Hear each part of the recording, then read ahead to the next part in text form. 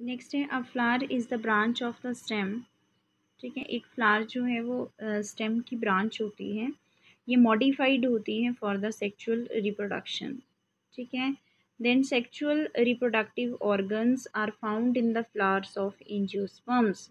जो sexual reproductive organs होते हैं वो फ्लावर्स में पाए जाते हैं।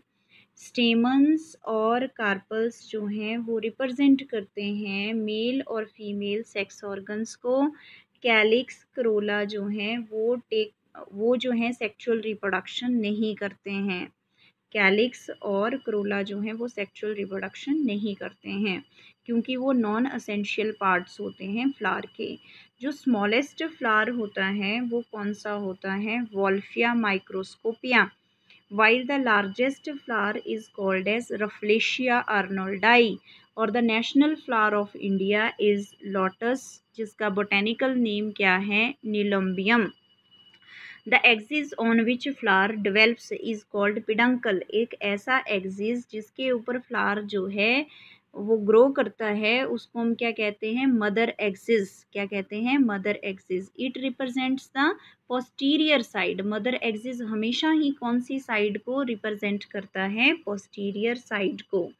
देन उसके बाद क्या मतलब होता है कंप्लीट और परफेक्ट फ्लावर्स का? कंप्लीट और परफेक्ट फ्लावर्स वो होते हैं जिनमें सभी फ्लोरल पार्ट्स जो हैं प्रेजेंट होते हैं, जैसे कि कैलिक्स, क्रोला, एंड्रोशियम और गाइनोशियम। ये चारों जो हैं फ्लोरल पार्ट्स जब फ्लावर में प्रेजेंट होते हैं तो उसको हम क्या कहेंगे कि वो कंप्लीट फ्लावर है। क्या कहेंगे? कंप्लीट फ्लावर है। बट अगर ये कोई भी इनमें से एक वर्ल जो है वो एब्सेंट हो फ्लावर में तो हम क्या बोलेंगे कि फ्लावर जो है वो क्या है? इनकम्प्लीट है।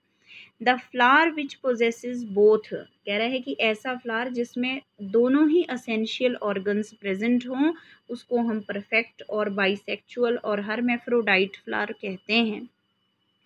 If any of the two reproductive organs, अगर दोनों में से कोई एक रिप्रोडक्टिव ऑर्गन जो है वो एब्सेंट है तो हम फ्लावर को इम्परफेक्ट फ्लावर कहते हैं और यूनिसेक्सुअल फ्लावर कहते हैं। राइट। यूनिसेक्सुअल फ्लावर में क्या होता है कि इफ़ कार्पल्स आर एब्सेंट, अगर कार्पल्स एब्सेंट हैं, ठीक है, वो जो ओवरी स्टाइल स्टिग्मा वाला पोर्शन जो है कार्पल जो है वो अगर एब्सेंट है then it is termed as male flower. तो हम इसको क्या कहेंगे? मेल फ्लावर है और स्टेमिनेट फ्लावर है। और कौन सा है? स्टेमिनेट फ्लावर है।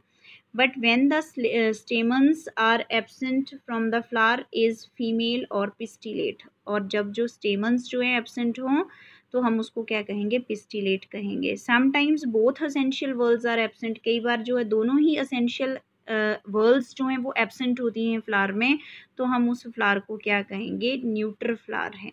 ठीक है। प्लांट जो हैं वो कई बार प्लांट जो हैं they may have the both male and female flowers. अगर एक प्लांट में दोनों ही मेल और फीमेल फ्लावर्स जो हैं वो प्रेजेंट हों तो उस प्लांट को हम मोनोइशियस बोलेंगे, जैसे कि एग्जांपल हैं मेज़ का, कैस्टर का और कोकोनट का। पर जब मेल और फीमेल फ्लावर्स जो हैं वो प्रेजेंट होते हैं डिफरेंट प्लांट्स में तो हम उस कंडीशन को क्या कहते हैं? डायोशियस कंडीशन कहते हैं, जैसे कि पपाया, मलबरी, डेट पाम।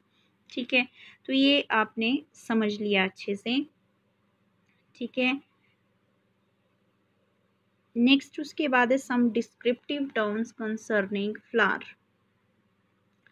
ठीक है, नेक्स्ट अब हम इसमें नेक्स्ट जो है वो पढ़ेंगे life cycle of an angiosperm sexual reproduction. ठीक है, since the parts of the flower since the parts of the flower since the parts of a flower have already been described, क्योंकि आपको जो है मैंने पार्ट्स तो पहले ही डिस्क्राइब कर दिए हैं। ठीक है, there remains to be considered how flower is involve in sexual reproduction. तो अब हम ये देखेंगे कि फ्लावर जो है वो किस तरह से इन्वॉल्व होता है सेक्सुअल रिप्रोडक्शन में। ठीक है, सेक्सुअल रिप्रोडक्शन करने के लिए प्लांट को जो फ्लावर होता है उसमें डेवलपमेंट होती है पोलन पोलन की, देन उसके बाद पॉलिनेशन होता है, देन उसके बाद डेवलपमेंट होती है ओव्यूल्स की, देन उसके बाद फर्टिलाइजेशन होता है, देन उसके बाद फिर से डेवलपमेंट होती है एम्ब्रियो की, देन उसके बाद जो है वो एंडोस्पर्म बनता है और फाइनली जो है वो फॉर्मेशन हो जाती है फ्रूट और सीड की। ये डिफरेंट स्टेप्स जो हैं वन बाय वन करके आपने जो है वो अच्छे से समझ लें। सबसे पहले क्या होता है, डेवलपमेंट होती है पोलन की, देन पॉलिनेशन होता है, देन डेवलपमेंट ऑफ ओव्यूल्स होता है, देन फर्टिलाइजेशन होती है, देन उसके बाद जो है एम्ब्रियो बनता है, ठीक है, देन एंडोस्पर्म बनता है, देन उसके बाद फ्रूट, देन सीड।